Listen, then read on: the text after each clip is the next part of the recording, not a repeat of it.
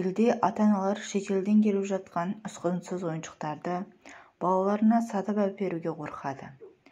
Айтуларынша, қазір ойыншық дүкендеріндегі Хаги-Баги, Киси-Миси мультфильмдерінің кейіпкерлеріне бүлдіршіндері қатты қызығушылық танытып отыр.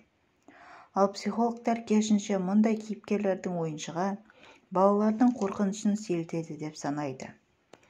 Айта кету керек, биыл елде 1300-ден астам ойыншық санитарлық талаптарға сай келмеген.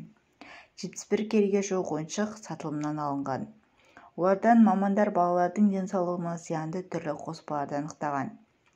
Хаги-Баги, Киси-Миси сияқты мультфильмдердің ұсқынсыз кейіпкерлерін қазір елдегі барлық ойыншық дүкендерінен кездестіруге болады. Түстері де балалар бірден қызығатындай қанық. Тістері ақсиған, көздері қорқынышты. Аяқтары ұзын ойыншыққа балалардың сұранысы да артқан. Алайда бұл персонажға ата-аналардың көңілдері толмай отыр. Балалары сұраса сатып әпермеуге тырысатындарын айтады. Себебі бала психикасына әсер етуі мүмкін дейді. Ал психолог мамандардың пікірі ата-аналардыкімен сәйкес келмейді. Айтуларынша, ұсқынсыз ойыншықтар баланың іштегі қорқынышымен күресуге көмектеседі.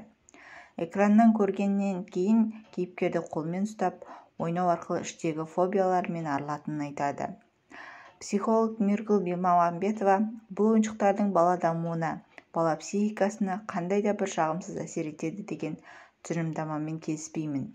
Өйткені менің байқап жүргенімше балалардың сол ойыншықтармен қалай ойнағаны, қалай қажеттіліктерін көрген кезде ол жерден ешқандай да бір аса жаман әдет, жаман қылықтарды байқап жатқан жоқпын. Қайта сол балалар өз бойындағы өз қорқыныштарымен, өз үрейлерімен қалай кездесіп, қалай билеп жатқандығын байқап жүрмін дейді.